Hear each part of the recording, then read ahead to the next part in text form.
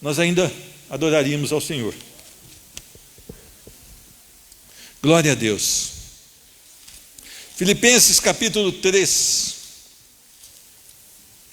versículo 8 apenas. Filipenses capítulo 3, versículo de número 8.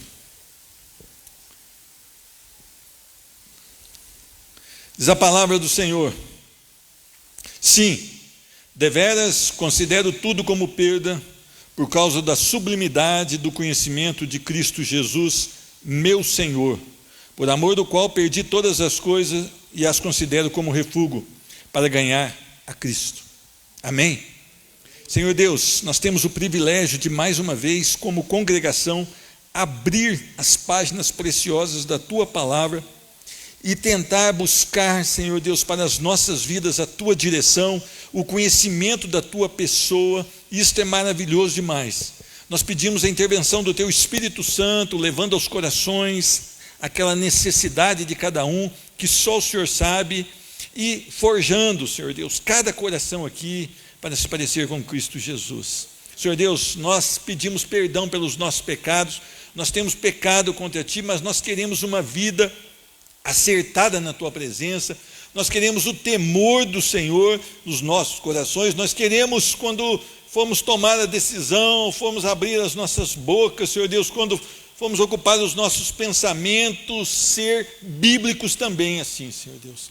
Então, Senhor Deus, nós precisamos do Senhor, cada dia mais nós precisamos do Senhor, e é no nome poderoso de Jesus Cristo que eu suplico e agradeço. Amém. Meus irmãos, eu quero fazer um questionamento para você. Qual o presente, qual o prêmio final do cristão? As pessoas estão buscando algum preenchimento, e algumas pessoas estão querendo que Jesus volte, ou estão querendo ir para o céu. Mas a pergunta que eu faço no seu coração: o que realmente você quer de Deus no final? Porque, veja bem, algumas pessoas falam: ai, volta logo Jesus, está muito difícil aqui. Então Jesus não é o primeiro do coração dessa pessoa, mas Jesus é um escape para os problemas dessa pessoa. Ou então está falando: Jesus, eu quero ir morar nos céus. Eu acho interessante isso, porque morar com o Senhor nos céus.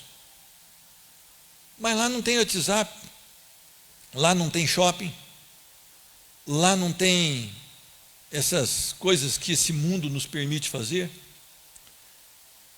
Dificilmente essa pessoa às vezes gosta de estar congregado com os irmãos para adorar o Senhor. Agora, fazer o que no céu?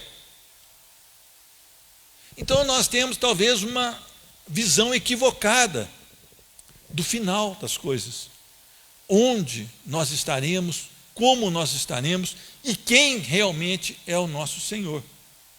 Então eu queria que você pensasse: o que é Deus para você?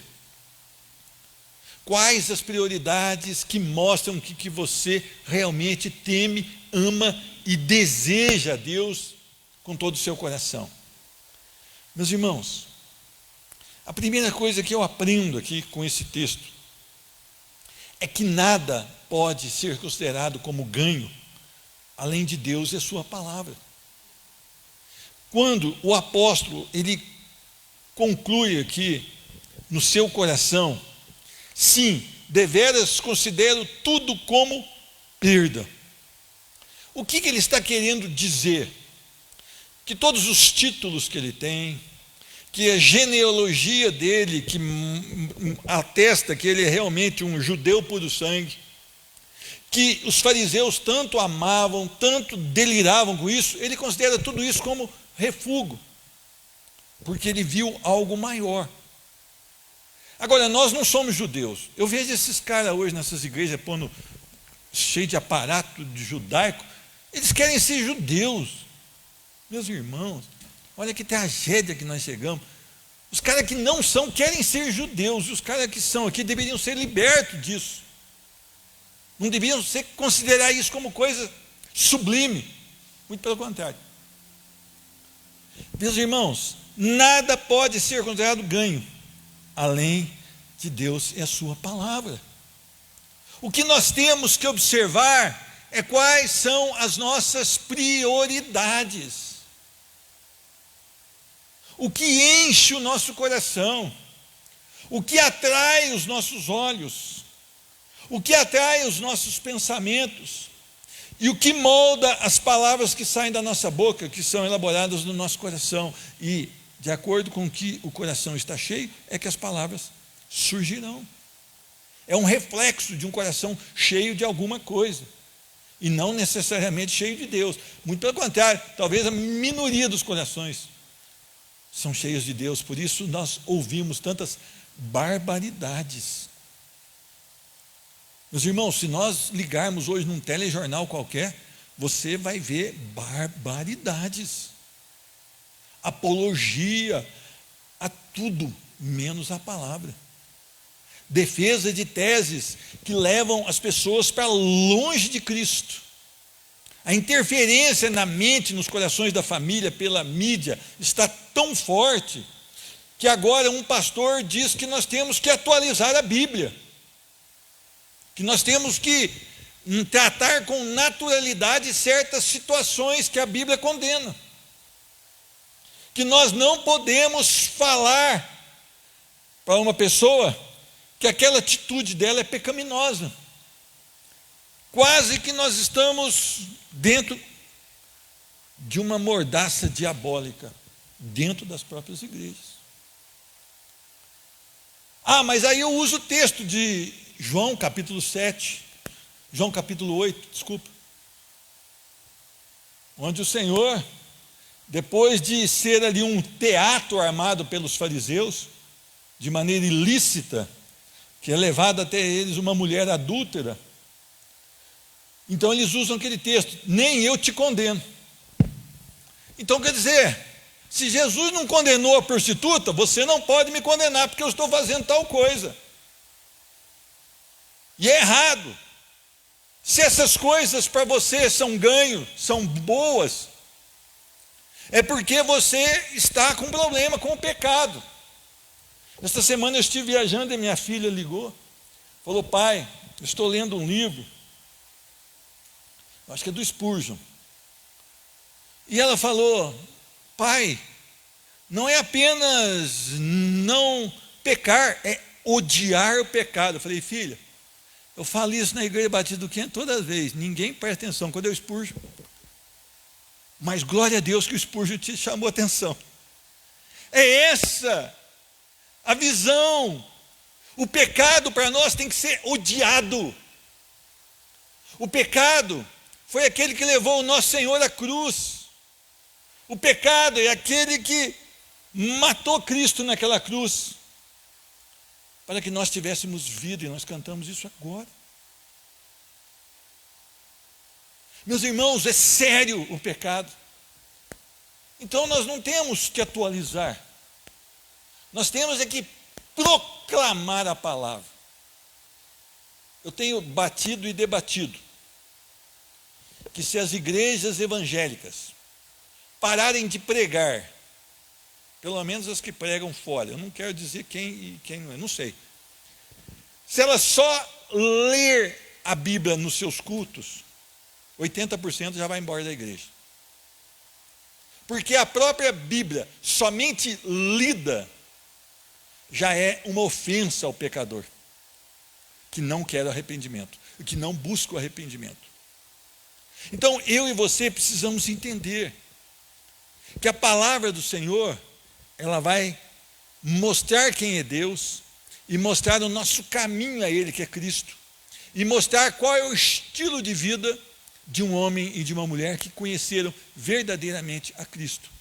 E aquele que conhece verdadeiramente a Cristo, ele passa a odiar o pecado e as obras que o Senhor odeia. Meus irmãos, como nós vamos tratar o adultério de maneira tranquila, sendo que Deus abomina, odeia o adultério? Como nós vamos tratar a glutonaria, que é o comilão, o ato de comer muito, de maneira tranquila, se Deus condena isso na sua palavra? Como nós vamos tratar a bebedeira de maneira tranquila, se Deus diz que os beberrões não herdarão o reino dos céus? Então nós vamos ter que mudar o nosso discurso, porque nós não podemos ofender esse ou aquele. Não, o discurso da palavra é um só. Nós não podemos mudar o discurso. Nós temos que falar a respeito das coisas de Deus, de quem Ele é também. Agora, você não é obrigado a aceitar. E o que está acontecendo? Agora está tendo uma reunião na Europa. Estão escandalizados com o Brasil, que o Brasil, hoje, com a sua postura, é contra a ideologia de gênero. Então estão escandalizados com o Brasil. Poxa vida, até que enfim tem uma coisa certa: somos contra a ideologia de gênero. Seu filho nasceu menino, é menino. Sua filha nasceu menina, é menina, e ponto. Glória a Deus que fez o menino e fez a menina, e não fez uma terceira categoria. Se ela existe, ela está em desacordo com a palavra do Senhor. Então nós não podemos aceitar isto. Por que Paulo está dizendo aqui? Porque no segundo tópico aqui, eu preciso desejar o conhecimento de Deus. Olha o que diz na continuação do versículo 8. Por causa da sublimidade do conhecimento de Cristo Jesus, meu Senhor. Veja bem, partimos da premissa de que Jesus é meu Senhor. Então, Ele governa sobre a minha vida. Nós precisamos aprender, irmão, ser evangélico não é um estado de espírito, não é um estado de sentimento, é uma decisão pela fé que Cristo é o nosso Senhor. E se Ele é o nosso Senhor, Ele é o nosso dono. E se Ele é o nosso dono, Ele comanda toda a nossa vida.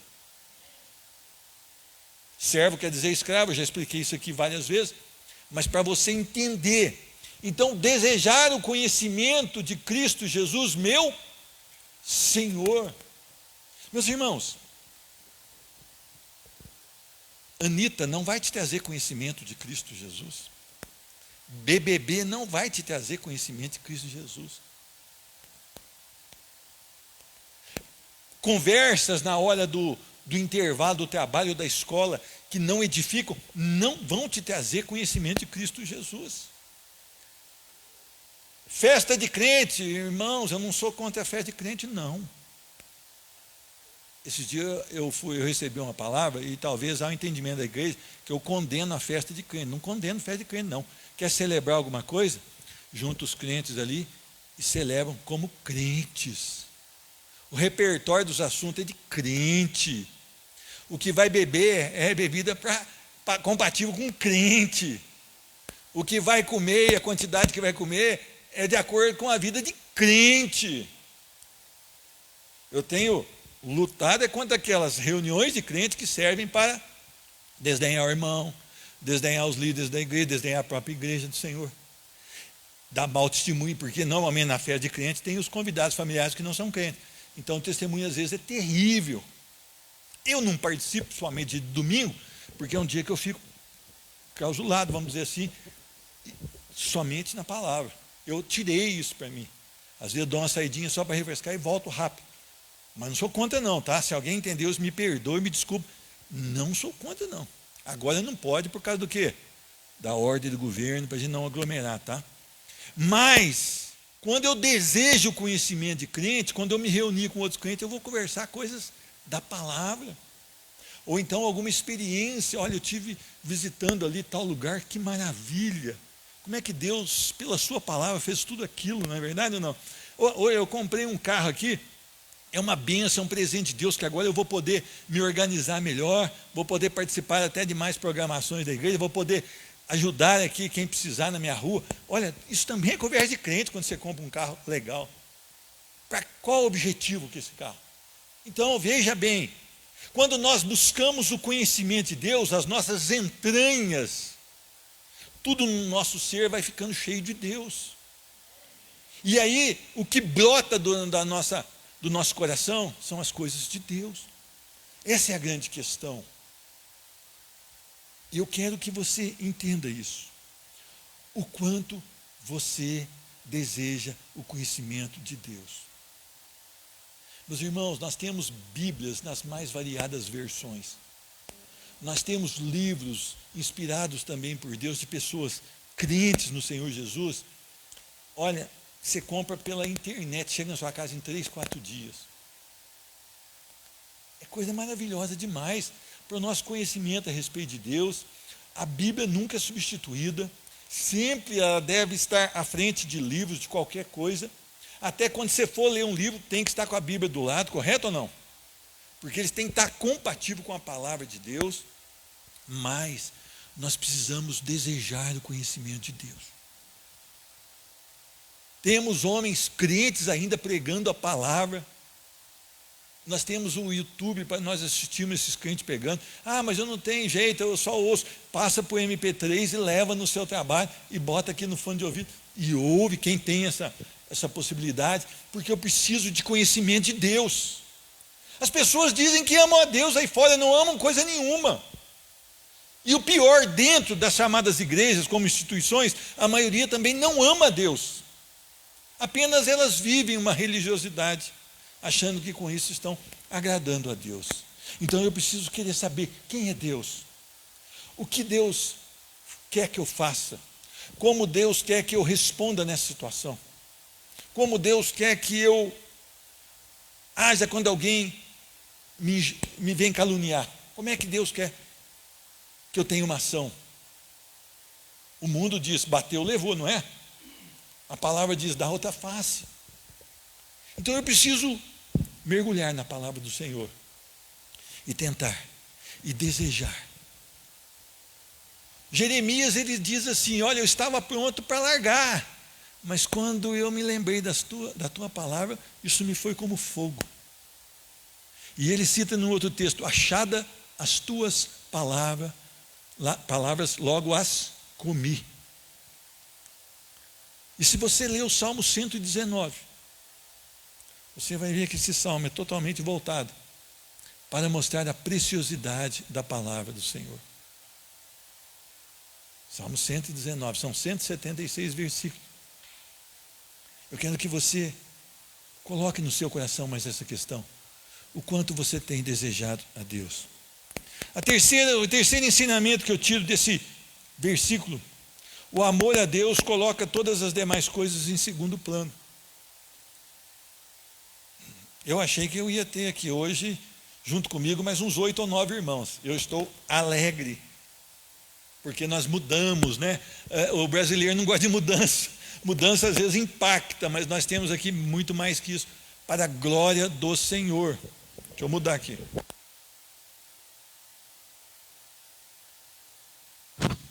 É isso, irmão? Glória a Deus. Então eu quero que você entenda qual que era o objetivo nosso essa manhã? Adorar o Senhor. Então todas as outras coisas ficaram em segundo plano, correto ou não? Eu sei que vocês tinham coisa para fazer, alguns tinham algumas coisas para acertar. Não, tudo fica em segundo plano. Este é um pequeno caminhar na presença do Senhor. Não é isso que garante nada, não. Mostra que já houve uma reação da igreja do Senhor. Eu deixei tudo de lado porque eu quero louvar o meu Deus junto com os meus irmãos.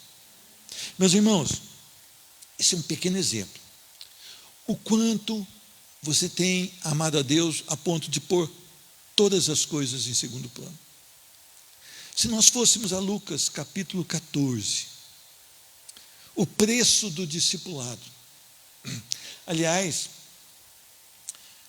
eu estou terminando de ler um livro que chama Discípulo Verdadeiro. Recomendo à igreja do Senhor.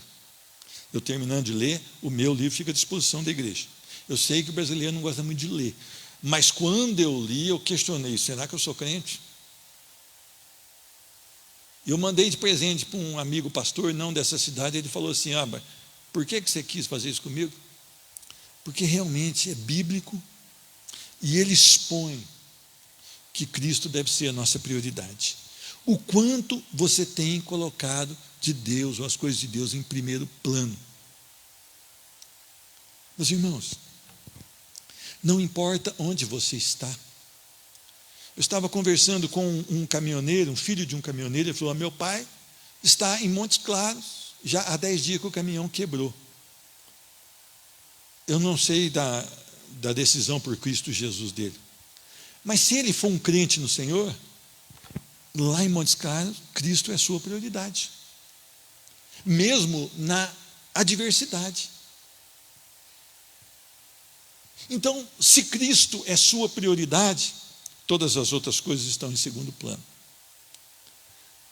Capítulo 14 de Lucas, ele termina assim, dizendo, se não me engano, versículo 33.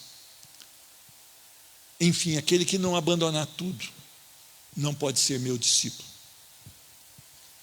Ele fala daquele que amar mais o pai e a mãe, que aquele que amar mais o filho, que aquele que amar mais as coisas desse mundo. Então quer dizer que Deus deve estar acima da sua mãe e do seu pai.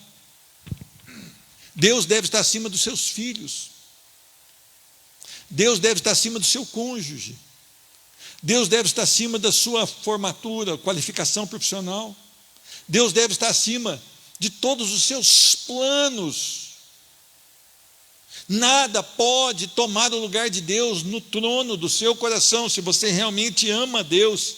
Então todas as demais coisas, por isso ele diz aqui, por amor do qual perdi todas as coisas e a considero como refúgio para ganhar a Cristo.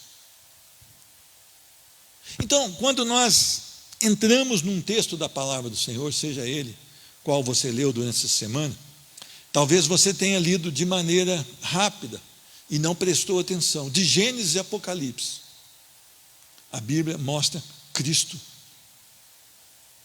A Bíblia mostra Cristo Jesus.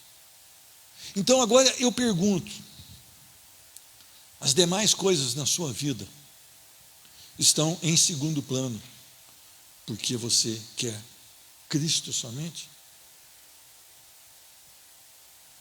Às vezes as pessoas falam: olha, eu seria a pessoa mais feliz se eu me casasse com aquela pessoa, ou se eu tivesse filhos igual aquela família tem, ou se eu tivesse uma propriedade igual aquele outro tem, ou se eu tivesse dinheiro igual aquele outro tem. Nada. Isso tudo você está equivocado. Você nunca será feliz até que Cristo reine no seu coração. A nossa felicidade é Cristo, e essa carta, chamada de Carta da Alegria, ela nos remete a isso. Tanto é que o primeiro versículo: quanto ao mais, irmãos, alegrai-vos no Senhor. Então quer dizer, depois de tudo isso que eu expliquei, preste atenção, a sua alegria deve ser o Senhor.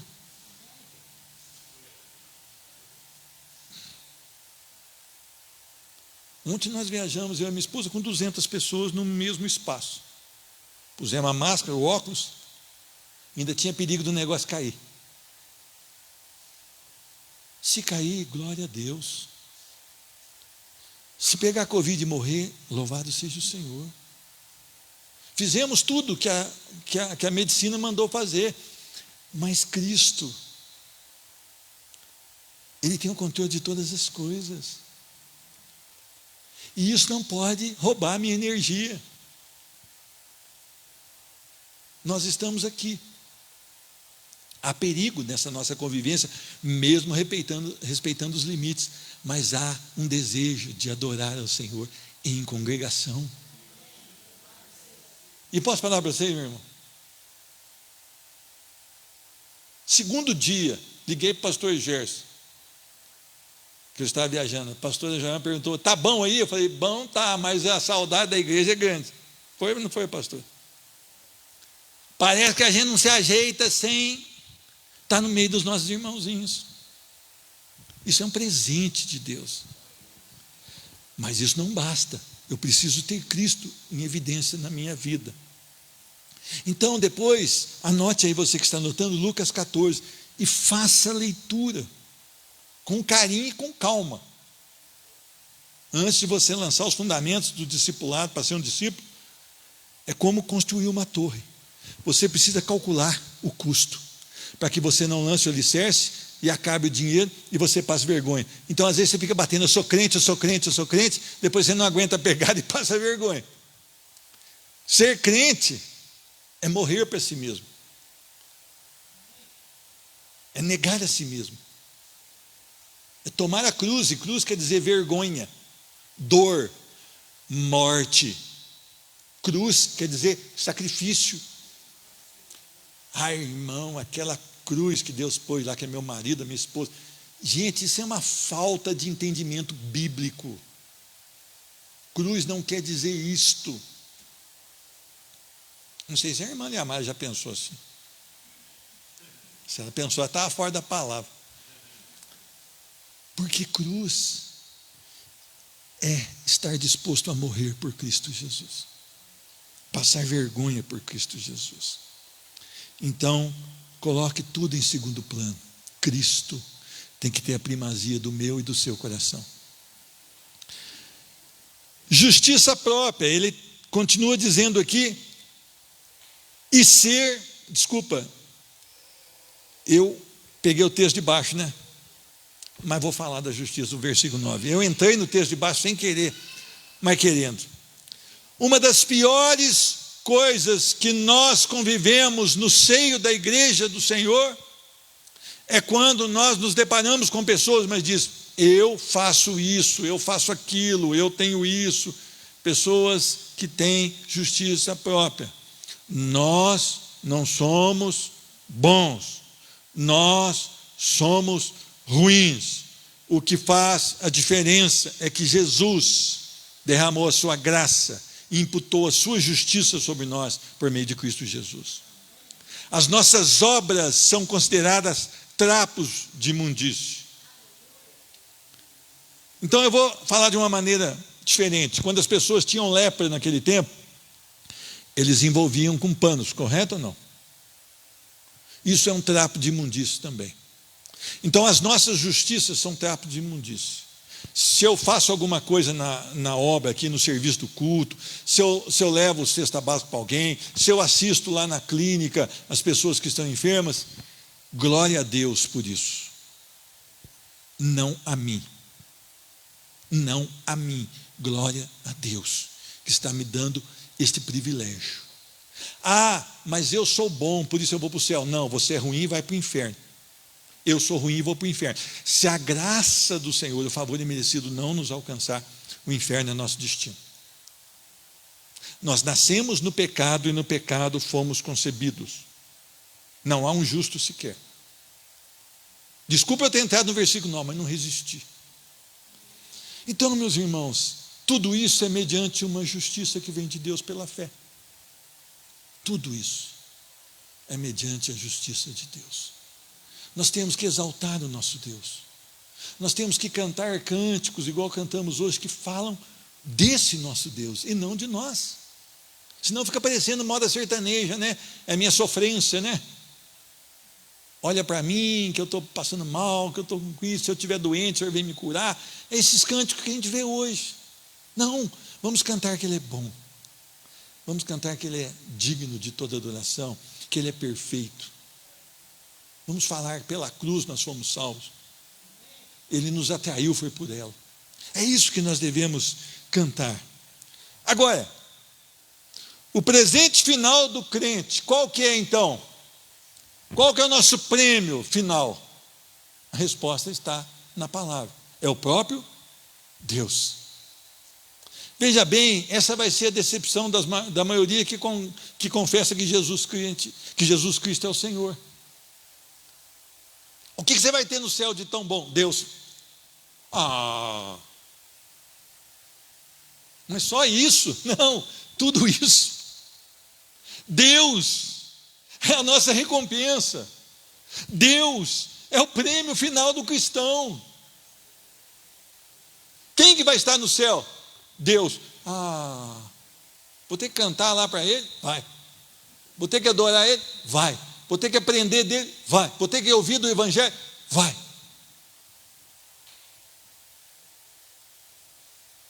Ah, não quero ir para o céu, não. Prefiro lá no inferno que tem cerveja, que tem namoro. Não, lá não tem nada disso, não.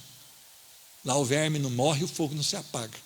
Meus irmãos, olhar para a eternidade e desejá-la, deveria estar isso em nós, implícito nos nossos corações.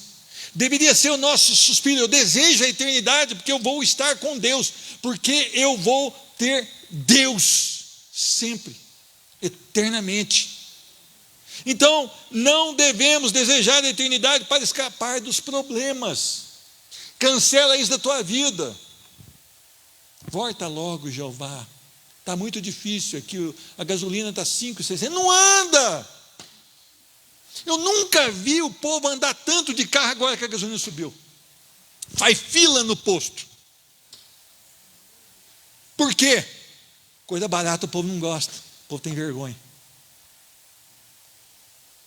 Não devemos desejar a Deus para que as coisas vão bem aqui nessa terra para nós. Esse é um erro da teologia da prosperidade que tem que colocar. Eu quero Deus porque as coisas vão se acertar na minha vida. Então, se você assistiu uma pregação dessas de TV aberta, vai estar lá. Eu estava querendo suicidar, eu estava querendo largar tudo, mas aí Jesus entrou na minha vida, agora eu tenho um carro, eu tenho 2 casas, a minha vida está dando certo, isso. Não é para isso que Cristo está. Ele deveria ter uma resposta. Olha, eu estava querendo tirar da minha própria vida, mas eu entendi que Cristo é o dono da minha vida. E é para Ele que eu entreguei a minha vida e a minha alegria. Agora a tristeza que outrora me abatia, agora tudo se transforma em alegria.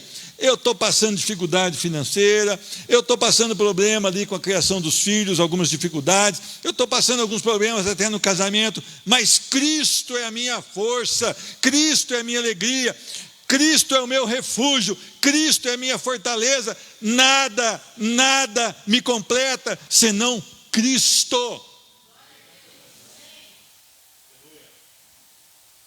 Meus irmãos, se você for para a igreja para Cristo te dar um carro novo, você está numa furada, meu irmão. Vai jogar naquele negócio lá que tem um carro que passa em cima de uma carreta aí que eles falam que vão sortear. Compra lá uns bilhetes. O carro não vai te trazer alegria nenhuma. A gente compra um carro na semana, a gente se emociona com ele, depois na outra semana parece que a gente não está nem ligando muito para isso. Por quê? Porque não preenche mesmo. Mas Cristo preenche. Cristo preenche, a tua alegria vai ser indescritível. Então você convida: Jesus, tem misericórdia, toma o meu coração. Eu tenho pecado contra o Senhor, mas eu quero te conhecer de verdade, Senhor Deus. A salvação é algo que só o Senhor pode fazer, que o teu Espírito me dê revelação de quem tu és, para que eu possa, pela fé, confiar somente no Senhor. Ore assim dia e noite: Senhor, eu não te conheço ainda, eu estou lá na igreja, até o pastor pensa que eu sou crente, mas na verdade o Senhor sabe que eu não sou, mas eu quero ser, Senhor Deus. Muda meu coração, transforma a minha vida. É disso que nós precisamos, meu irmão. Devemos entender que vamos desfrutar do próprio Deus na eternidade, algo que talvez pela incredulidade nós não conseguimos absorver. Desfrutar de Deus pela eternidade. Meus irmãos, eu dei esse exemplo do cara tirar a própria vida porque eu assisti essa semana um cara falando isso. Eu achei forte o testemunho quando vê: agora Deus me deu isso, agora eu tenho empresa, agora eu tenho isso, agora eu tenho 2 carros, agora eu tenho... Então eu dei um exemplo aqui que eu ouvi, tá? Poderíamos dar outros exemplos. Meus irmãos, Paulo teve uma visão do terceiro céu. E talvez a gente pudesse pedir ao Senhor: Senhor, deixa eu dar uma espiadinha como vai ser o céu. Talvez isso iria me animar. Mas a palavra diz que somente pela fé em Cristo já é o que basta para nós. Mas Paulo teve essa revelação. E a ousadia de Paulo era tremenda. E para terminar, eu pergunto: onde está a sua satisfação? Eu quero ler, com a permissão de vocês, 2 textos que estão no Salmo 16. Volte aí. Você que está com a caneta, se não tiver grifado, você já pode até grifar esse texto. Salmo 16.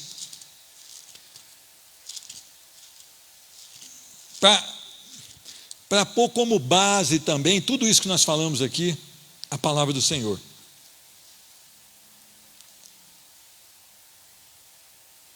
Um hino de Davi.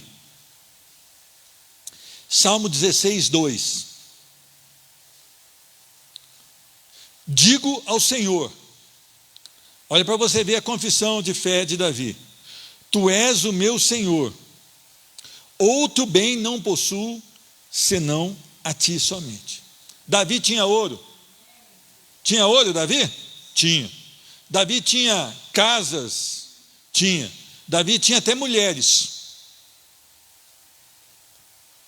Não é da concordância de Deus não, mas permissão. Davi tinha tudo que um homem pode comprar. E ele faz uma declaração: não possuo outro bem senão a ti. Agora vamos ao Salmo de número 73, que eu acho forte também para nós colocarmos como base bíblica essa exposição da palavra do Senhor.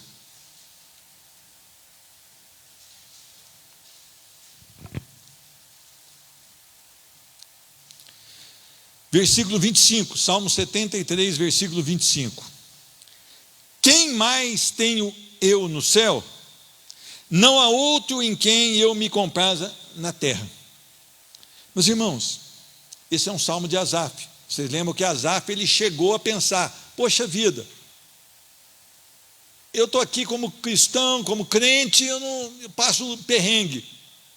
Mas eu olho para os ímpios, ele não tem enfermidade, ele não tem isso, não tem isso. E diz a palavra nesse mesmo salmo: quando ele entra no templo para adorar o Senhor, ele atina, quer dizer, cai a ficha. E aí ele percebe que os ímpios estão em terra escorregadia e que vale a pena continuar no Senhor. E quando chega no versículo 26, eu vou ler agora na fiel, tradução fiel: quem tenho eu no céu senão a ti? E na terra não há quem eu deseje além de ti. É a corrigida fiel essa versão. Eu creio que ela ficou mais forte para o entendimento da igreja hoje. Então eu vou repetir: quem tenho eu no céu senão a ti? Quer dizer, você quer ir para o céu? Jesus vai estar lá. Eu pensei que a gente ia divertir. Não, não vai não. Jesus é a sua alegria. Então isso só o crente verdadeiro vai desejar. Está cheio de gente, você pergunta na rua: quem quer ir para o céu? Vai fazer o que lá? Se você não ama a Deus? Quer dizer que as pessoas não vão entrar sem o sangue do Cordeiro. Mas numa hipótese, o que um ímpio vai fazer no céu? Ele vai desejar, ele odeia Deus. E a segunda parte: e na terra não há quem eu deseje além de ti. É muito forte esse compromisso de Asaf com o Senhor. Mesmo que no começo do Salmo 73, é um salmo para você ler na sua casa também, você vai ver que quase que ele deu uma balançada quando ele vê o ímpio não ficar doente, o ímpio ter tudo. Ele falou: poxa vida, o ímpio é melhor que nós, que amamos a Deus. Depois ele falou: opa, agora eu percebo. Veio o Espírito Santo e